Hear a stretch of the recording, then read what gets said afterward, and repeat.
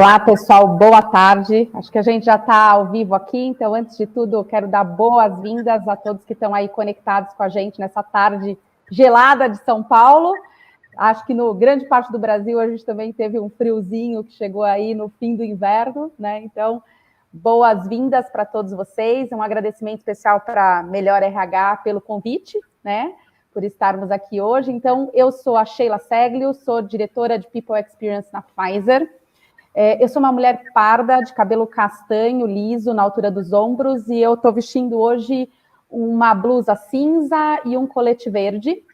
É um prazer estar aqui hoje com a Luísa e com a Sandra, que vão se apresentar também, então, e a gente vai aproveitar esses minutos que a gente tem aqui para falar um pouco sobre a importância do papel da liderança na adoção das práticas de ESG. Então, quero, antes de tudo, convidar a Luísa e a Sandra para se apresentarem aqui para vocês também.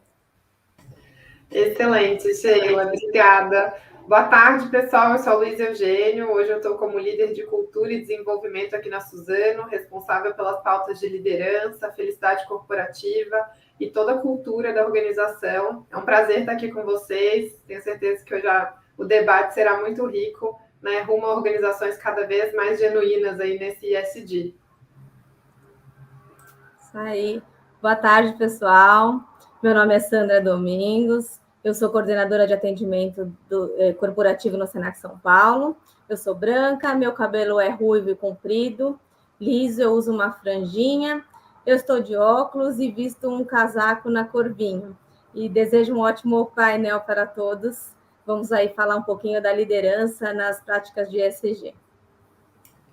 Vamos lá, então, já que, meninas, primeiro, muito obrigada aí pelas apresentações, e já que a gente vai começar falando sobre liderança, né, e o foco da liderança, o envolvimento dos líderes nesse tema tão importante que a pandemia, óbvio, só veio trazer como um tema mais protagonista ainda. Então, eu queria começar perguntando para vocês, né, qual vocês acreditam que é o papel da liderança no envolvimento de todos os colaboradores para as práticas de ESG.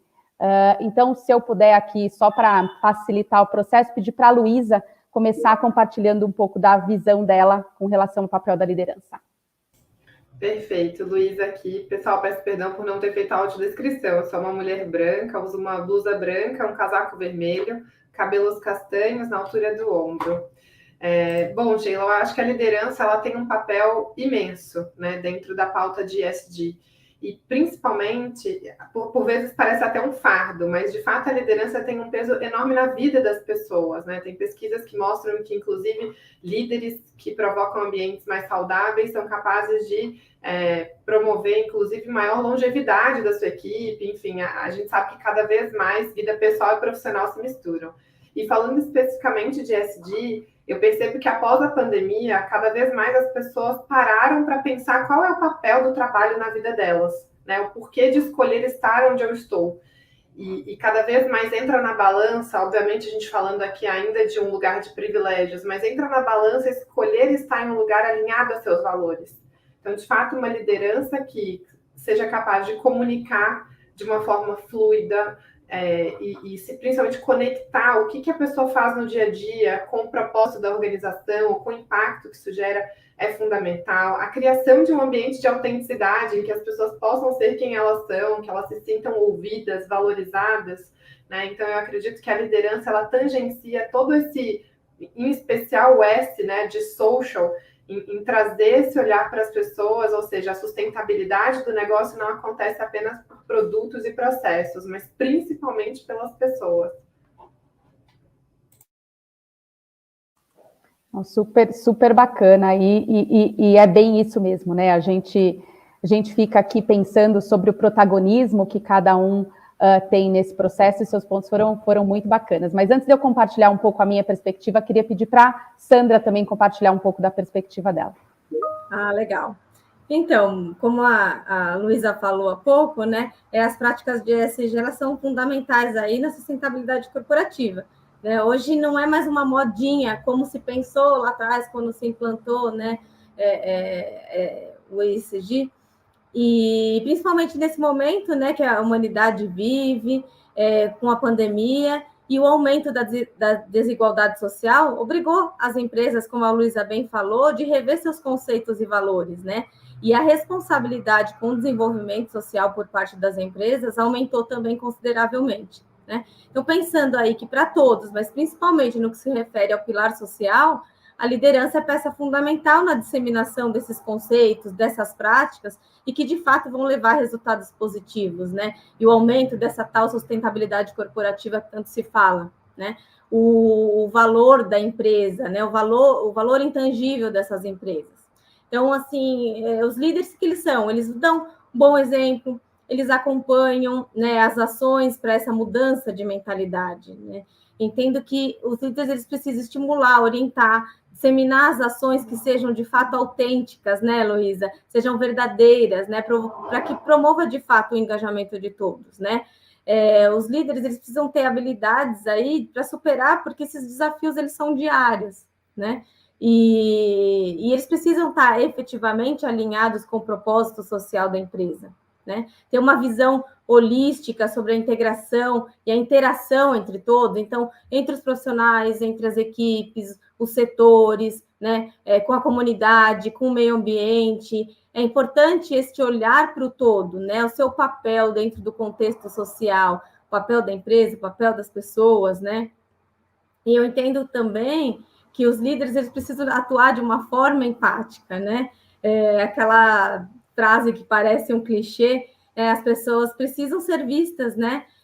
Além dos seus números. Então, parece que é uma fase clichê, mas não, a gente precisa refletir isso o tempo inteiro, né? Considerar as necessidades, expectativas, limitações dentro do contexto social aí. E é importante que o líder, né, ele valorize o aspecto social nos diversos momentos do cotidiano. Então, acompanhando diariamente, né, dando feedback no estímulo ao desenvolvimento profissional, na mediação de conflitos, na promoção da inclusão, né, na orientação e no incentivo ao consumo consciente, né, o líder ele precisa observar e orientar o dia a dia, né, para o incentivo dessas práticas. Aí, só para finalizar aí, uma outra questão é que essas demandas sociais, né? Eu estou falando muito do pilar social, que a gente acha que é um importante, né, pilar aí da sustentabilidade e hoje muito discutido. E a liderança, além de estar atenta, né, a todo esse processo do dia a dia, ela precisa também ser uma liderança flexível, que ela precisa ter a capacidade de se adaptar a essas novas condições, aos novos cenários, à mudança, e quando a liderança se mostra flexível para suas equipes, ela promove um alinhamento, um engajamento em relação a essa prática, né? Então, eu entendo que o segredo é a constância, é o acompanhamento, é a orientação diária das lideranças junto às suas equipes. Muito legal, Sandra. E sabe que, só para corroborar aí com tudo que você está falando, eu acho que tem um ponto que é a liderança, para mim, ela é o exemplo, né? Ela é a prática daquilo que a companhia tem escrito nas políticas, escrito nas práticas e também definido como qual é a estratégia que essas organizações vão desenhar de ESG, né? Então, para mim, o papel do líder começa por ele ser o exemplo dessas práticas, né?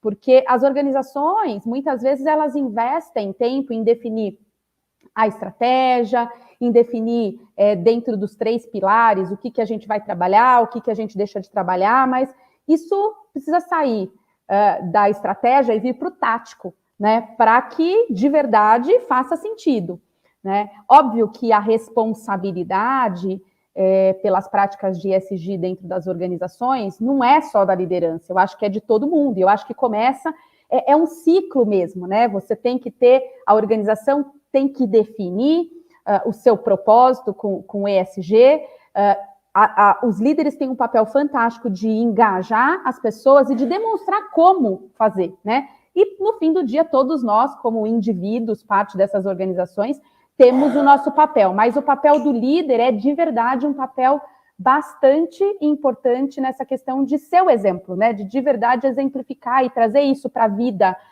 real de cada um dos colegas do seu time. E aí, óbvio, fazendo tudo isso que você e a Luísa trouxeram aí para a gente, né, de engajar, de inspirar, de ser flexível, de entender e de promover esse ambiente, seja ele interno, externo, que a gente tem um papel importante aí como líderes para isso. Então, é uma responsabilidade enorme, mas também é muito gostoso, né, ver que a gente tem nas mãos a oportunidade de fazer com que as coisas se transformem e que a gente consiga, de verdade, traduzir em práticas, traduzir em ações aquilo que é a estratégia da organização com relação a ESG. E aí, acho que conectando o próximo ponto que a gente tem aqui da conversa, eu acho que a gente tem que falar de cultura, né? Porque não tem jeito da gente falar de ESG se a gente não tocar a cultura corporativa, né? As organizações, óbvio, como a gente comentou agora, definem as suas estratégias, mas a importância de disseminar isso na cultura da organização através de ações do dia a dia, né? Óbvio, através de comunicação, através de conversa, através de reflexão frequente, mas quão importante é a gente traduzir isso para a cultura, né? Porque tem que ir além das políticas e dos processos, né? Eu acho que não é que é fácil, mas é mais simples você estabelecer política e você estabelecer processo. E por aí que a gente começa, né? Você define a estratégia, você estabelece política e processo que vai ajudar as pessoas a entenderem como isso se traduz na prática, mas tem que ir além disso, né? Tem que fazer parte da cultura. E acho que é importante o líder, né, ajudar também as pessoas a entenderem quais são essas avenidas de transformação cultural que vão fazer com que de verdade a gente traga e traduza isso para a cultura das organizações, né? Desde as pequenas coisas até as grandes coisas. Às vezes a gente fica esperando muito para o grande, né, para pensar em projetos. Aí, como eu vou engajar os meus colegas, os colaboradores em projetos sociais, internos ou externos, como eu garanto que toda essa coisa de compliance, de governança esteja ok, diversidade e inclusão, e tudo que ESG toca, mas às vezes são as pequenas ações que traduzem isso, né? A gente estava falando um pouquinho quando a gente teve a nossa conversa de alinhamento, né? Desde aquelas ações pequenas de se eu estou falando de ambiente e eu tenho que ter uma companhia mais sustentável, será que eu não devo olhar no quanto de resíduo essa organização tá gerando, né? Aquela questão dos copinhos plásticos ou o volume de lixo, muito papel, e o que eu posso fazer para ir melhorando e criando uma responsabilidade nesse sentido nas pessoas, assim como em todos os pilares de ESG. Então, acho que esse ponto, para mim, cultural, é onde eu acho que as companhias têm que investir mais e onde eu acho que o papel do líder é ainda mais relevante, né? E aí, queria saber o que vocês acham também com relação a isso, Sandra, e aí vou começar contigo dessa vez. Desculpa, comecei a falar com o microfone fechado, isso quase não acontece, né, pessoal, nessa pandemia, aprendeu a fazer as reuniões e todos os processos de forma virtual. Acho que a frase que mais a gente ouve é desculpa, eu estava falando com o microfone fechado. E foi o que aconteceu agora. Mas vamos lá. Sheila, super concordo com você, né? Você muito bem colocou que a construção, né, e a disseminação de uma cultura corporativa, ela muitas vezes passa por uma mudança de mentalidade, né? E como todos sabem, é um processo que ele é paulatino, ele é diário e ele é lento, né? Então, o papel da liderança é fundamental nesse processo, né? Como a gente estava falando aí, até da importância, né, da liderança nesse processo. Então, é essencial que ele seja acompanhado e vivenciado diariamente, né? Vivenciado em todas as questões do dia a dia. Por isso, do papel tão importante da liderança, né? Então, através de diversas formas, né? Então, a instituição, ela vai fazer seus processos de comunicação institucional, vai fazer comunicação de forma orgânica, mas o principal é eu entendo, né, que o principal é esse acompanhamento e implementação de práticas diárias aí por parte da liderança. Por isso, essa importância, né? No SENAC, né, falando um pouquinho do que a gente faz na nossa instituição, a gente começa sempre pela priorização, né, pela exigência para que as lideranças tenham um tratamento ético, humanizado, né, junto aos seus colaboradores, né, que é uma forma de você colocar isso, né, isso é um valor para a instituição. Um outro pilar importante, né, que a instituição preza é a transparência na comunicação. Então, claro, sempre considerando os princípios, a cultura da empresa, e assim nós entendemos que é possível criar um ambiente positivo, voltado para o desenvolvimento humano, né, que é o principal propósito da nossa instituição. Afinal, nós somos uma instituição educacional, né? Todos os processos de gestão nossos, eles são pautados, né, pelo processo educativo. E com base nisso, né, que o Senac, além de trabalhar intensivamente a comunicação institucional, então sempre está falando, divulgando os valores, as condutas esperadas, aí seja por diversos meios, né, meios informativos, lives com especialistas, rodas de conversa, a instituição sempre busca incentivar o trabalho e a construção colaborativa. Então, colocando em pauta essas discussões, né, botando esses temas em pauta, referente às principais ações estratégicas, né, institucionais, de forma com que os colaboradores de todas as áreas, das unidades educacionais, né, da nossa instituição, eles possam todos participar e disseminar esses objetivos e valores, né? E aí a gente busca por novas alternativas sempre por parte de todos os times. Entendo que esse é um processo que as equipes começam a se ver como parte integrante e se tornam mais engajadas nessas questões sociais, né? A gente entende também que uma questão importante é que as lideranças estejam muito, muito próximas de suas equipes e que tenham como qualidade a inteligência emocional, porque aí elas conseguem definir objetivos claros e, principalmente, né, levar para as equipes uma perspectiva mais positiva, né, uma perspectiva positiva, fazendo com que, quando você leva uma questão, né, uma prática nova, que as equipes enxerguem como uma oportunidade e não como um problema a ser resolvido, né? Então, assim, a gente entende que é possível aumentar o comprometimento de todos, né? Vai se tornando intrínseco e aí formando essa cultura corporativa que a gente deseja. Muito bom. Se eu puder complementar aqui, dando seguimento, eu acho perfeito quando você trata, André, de que cultura se vive no dia a dia, né? Acho que aqui eu acredito, na Suzano, a gente fala muito sobre isso, que a cultura ela é percebida, ela é vista através da rotina, do ritual, da simbologia. Então, no fundo, se conecta muito com o que a Sheila falou, da vivência pelo exemplo. Né? Então, a cultura ela não é uma pauta além de todas as outras, ela é um como agir, né? A partir do que você define como propósito. Então, acho que falando especificamente de ESG, ter um propósito claro da empresa, ter essa clareza de para onde estamos indo, do porquê existimos como negócio e por que fazemos o que fazemos, para daí sim a gente medir essa coerência diante de ritos, rotinas e simbologias. E pensando em como a liderança entra nisso, né? Como a gente consegue viver isso de fato. Aqui na Suzano, a gente estabeleceu 6 atributos que a gente fala da liderança que suportam todo esse processo de cultura e de walk the talk, né? De, como a gente fala, dar o exemplo de fato do que está escrito ali no papel. Acho que um primeiro pilar da liderança é o ser uma liderança que inspira. Né? E a liderança que inspira, ela é essa liderança empática, essa liderança presente, é uma liderança que de fato é genuína, né, com relação aos propósitos e ao que a companhia fala. A gente fala, inclusive, que inspirar é se conectar pelo que é mais humano, né, muitas vezes pela vulnerabilidade.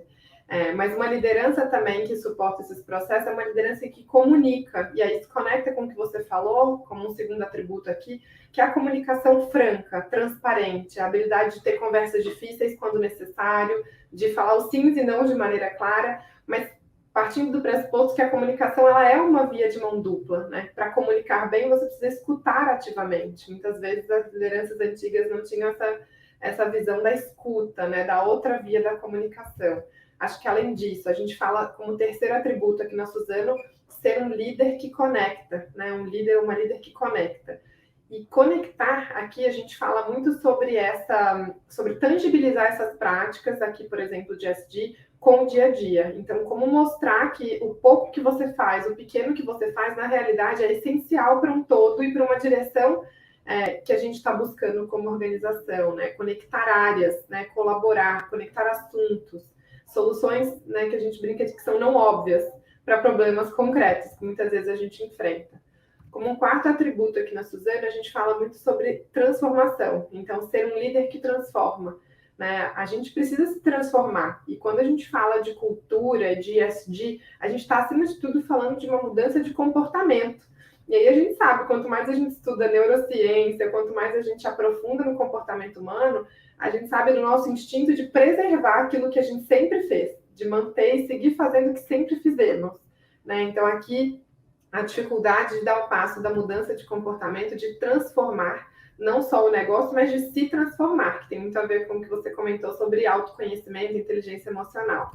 Mas, bastante pé no chão, né? A gente também fala que um dos atributos do líder é ser um líder que entrega resultado. Então, se de fato a empresa traça metas ambiciosas, metas que estejam conectadas com esse propósito de mais sustentabilidade, aqui na Suzano a gente fala muito sobre renovação, né? O nosso propósito é renovar a vida a partir da árvore e todas as biosoluções. Então, é de fato preciso que a gente tenha metas que sejam desafiadoras, atingíveis, mas que, acima de tudo, os líderes as entreguem, né? As galguem, busquem, mobilizem a organização para chegar onde a gente está se propondo como indústria.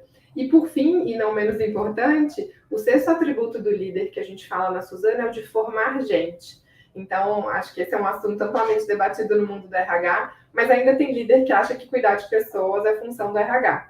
E, na verdade, não é. Né? A gente sabe que, cada vez mais, quando a gente fala de retenção, de engajamento, né? É uma liderança que cuida, uma liderança que se interessa pelo outro, que tem conversas de carreira, e conversas, cada vez mais eu tenho dito, sobre progressão e não necessariamente promoção. Né? Como é um líder que forma as pessoas provocando novas experiências, novos desafios, isso não necessariamente significa crescer. Né? Então, no fundo, esses 6 atributos que a gente fala vão muito nessa direção de uma mudança de comportamento. Né? Primeiro, a gente muda a mentalidade, então concordo com vocês, muito do sensibilizar, né? Trazer a ciência das pessoas, o quanto isso é importante, mas a partir disso é experimentar e ferramentalizar nossa liderança para essa mudança de comportamento, né? De pensar e de agir. Então, acho que esse é um pouquinho como a gente vem trabalhando na prática, o desafio é grande, né? Mas a gente vem buscando aí essa mudança cultural. Não, e é extremamente interessante, né? Como a gente vê que as organizações que estão falando sobre assunto e que estão investindo sobre assunto têm uma linguagem tão alinhada, né? A gente está aqui com 3 companhias, 3 organizações totalmente diferentes, mas que tem um caminho, que tem uma jornada parecida, né? Então, isso é muito bacana, porque o propósito foi definido. E quando você define um propósito, fica muito mais fácil para você direcionar todo o resto, né? Trazer para a prática, né, Sheila? Exatamente.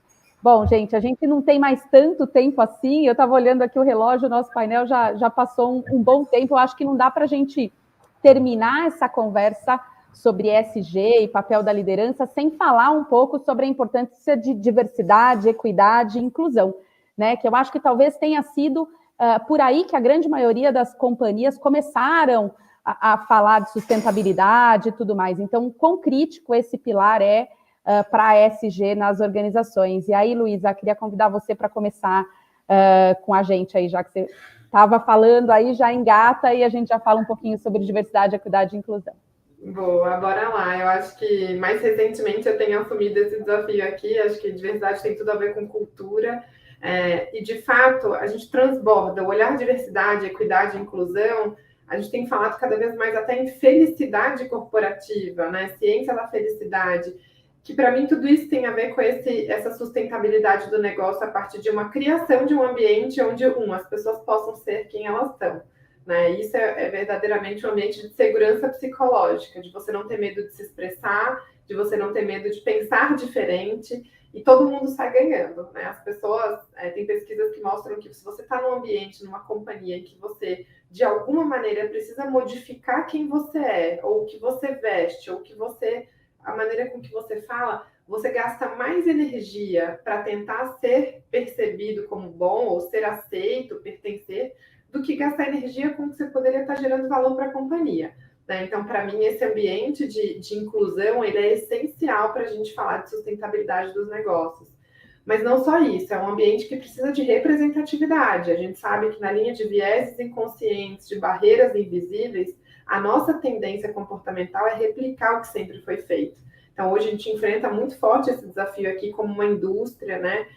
Que tradicionalmente no Brasil as indústrias foram ocupadas por maioria masculina, né? A gente sabe das camadas de privilégios que a nossa sociedade tem a todo âmbito, seja étnico, racial, seja até mesmo de orientação sexual, enfim, tudo isso tem uma série de camadas, né, de privilégios que a sociedade proporciona. E como empresa, a gente precisa escolher ser diferente, ser melhor, né? Então, para mim, a questão da representatividade, ela precisa ser vivida em toda a jornada. Então, como é que você define metas claras de como é que você quer trazer mais diversidade para o seu quadro?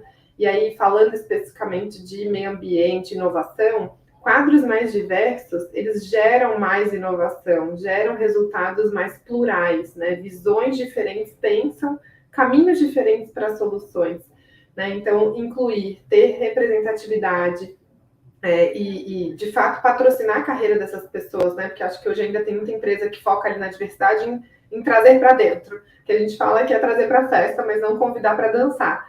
Né? Então, a gente precisa também dar esse passo como companhia, e vai muito na linha do que a gente vem conversando de mudança comportamental no dia a dia, né? De dar voz a essas pessoas, desenvolver, patrocinar a carreira, né? Isso tudo faz com que as organizações sejam mais sustentáveis porque consideram mais talentos da sociedade, sustentável porque passam a democratizar também o acesso às oportunidades, e sustentável, porque mesmo aquelas pessoas que tradicionalmente tinham seu espaço de privilégio, elas começam a perceber que tem um espaço muito mais aberto a expressar quem você é. Né? A gente também sabe que falar de diversidade muitas vezes é falar, por exemplo, de masculinidades. Né? A gente sabe que quanto que a sociedade é dura nessa definição específica do que é o papel do homem, do que é o papel da mulher, e isso é ruim para todo mundo. Então, no fundo, todo mundo sai ganhando, né? Sociedade, empresa, indivíduos, todos saem ganhando quando a gente trabalha, de fato, uma pauta de diversidade, equidade e inclusão de forma estratégica e intencional. Eu acredito muito nisso como parte de um ESG transformador e poderoso, né? Digamos assim. É isso aí. Não sei se vocês compartilham também dessa visão. Vou seguir aqui, então. Super concordo com você, Luísa, que eu acho que a gente precisa falar. A gente tem muito a caminhar, né? Quando a gente fala de inclusão, né? De diversidade, né? E de tornar o mercado corporativo, as empresas, um ambiente mais igual, né? E mais que oportunize, né? E que trabalhe com a diversidade. Então, acho que não é à toa que estamos nós aqui, 3 mulheres em posição de liderança, discutindo esse assunto, né? Que é tão importante, que é tão relevante aí na sustentabilidade corporativa, né? Entendo que nossas empresas estão caminhando bem, né? Nesse sentido aí de equidade, diversidade, inclusão. Né, você citou bem aqui, Luísa, que dentro do aspecto social de ESG, essa questão é fundamental, né? E que a gente precisa ter times representativos, diversos, e oferecer, de fato, oportunidades e equidade a diferentes grupos sociais, né? Valorizando essa composição diversa dos times. Como você bem disse, essa diversidade traz inovação, traz ideias novas e resultados melhores. Né? Entendo que também só falar dessas questões não é suficiente. A gente ainda tem um longo caminho, então é preciso implementar, de fato, políticas afirmativas, né? Políticas de promoção de medidas, né? E de conscientização, por exemplo, a prevenção ao preconceito. E acho que, além disso, as empresas elas precisam estimular e possibilitar a ocupação de cargos de liderança de maneira diversa.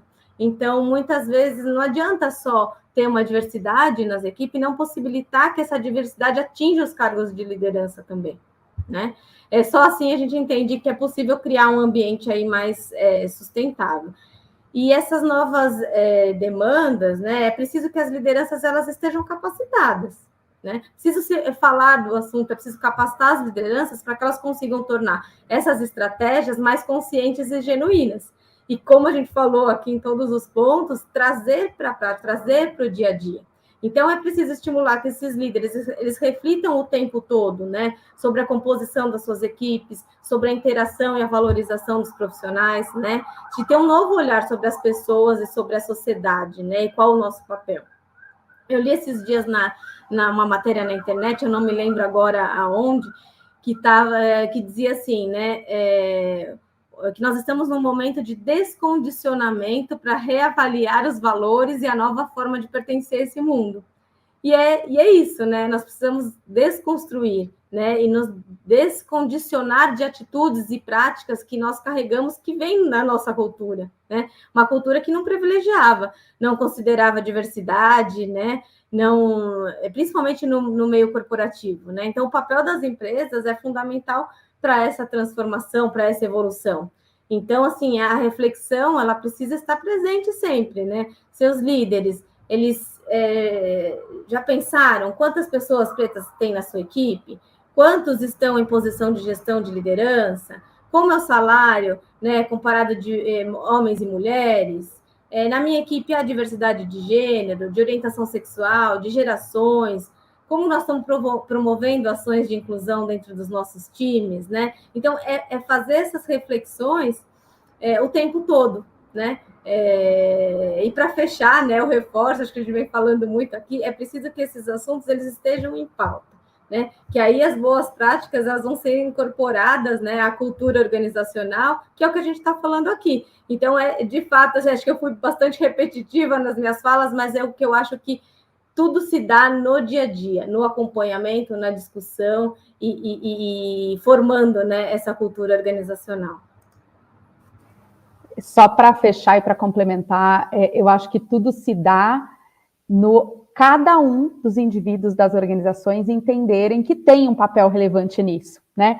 Às vezes a gente costuma brincar aqui no time que muitas vezes a gente fala, isso veio de Nova York, porque a Pfizer é uma companhia americana, ou isso, a Pfizer é assim, a Pfizer somos nós, né? Então, se a Pfizer é assim, a gente é assim. Então, o que eu tenho que fazer para mudar isso? E por isso que eu acho o meu investimento como uma líder de RH, de pessoas, tem sido como a gente garante ações afirmativas.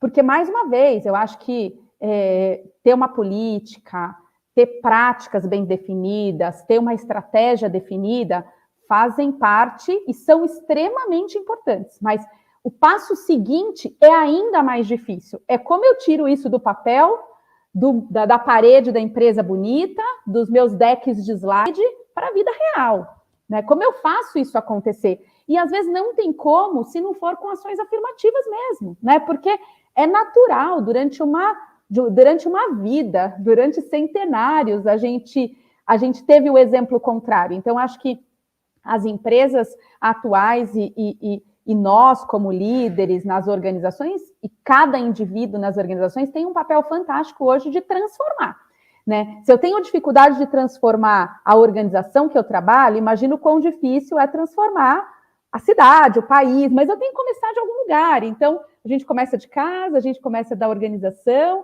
e daí a gente já está dando um passo extremamente importante. Então, eu tenho investido e tenho sido muito repetitiva também nas minhas falas quando a gente fala do tema de diversidade, equidade e inclusão, até no sentido de que não é um papel do RH, não é um papel só da liderança, como a gente, né, se torna polvos aí nesse processo, né? Criando grupos de trabalho, fazendo com que todo mundo possa sentir que pode contribuir, né? E principalmente falando, eu acho que falar é extremamente importante, porque a gente tem a oportunidade de ouvir do outro, de entender um pouco o sentimento do outro e como a gente pode evoluir nesse processo. Então, tenho certeza que a gente passaria um tempão aqui falando sobre isso, porque é uma delícia, mas acho que a gente já está sobre o tempo e acho que a gente precisa finalizar. Luísa, é com você.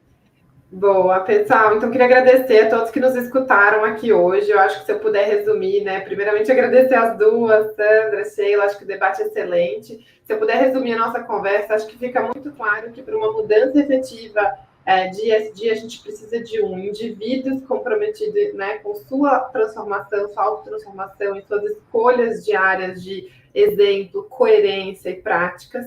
A gente precisa de uma liderança que seja letrada, que seja, enfim, preparada de fato para executar esse papel de guia nessa mudança, de luz para o caminho, né, de impacto na vida das pessoas e organizações.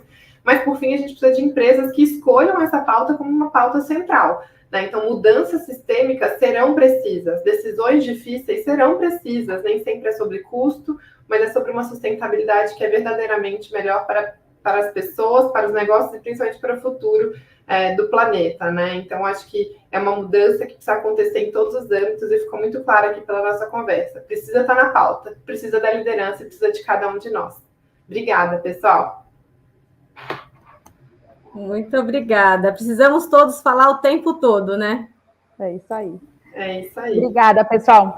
Excelente semana aí para todo mundo. Excelente semana, pessoal. Acessem o QR Code aqui da Fundação Hope. Um abraço.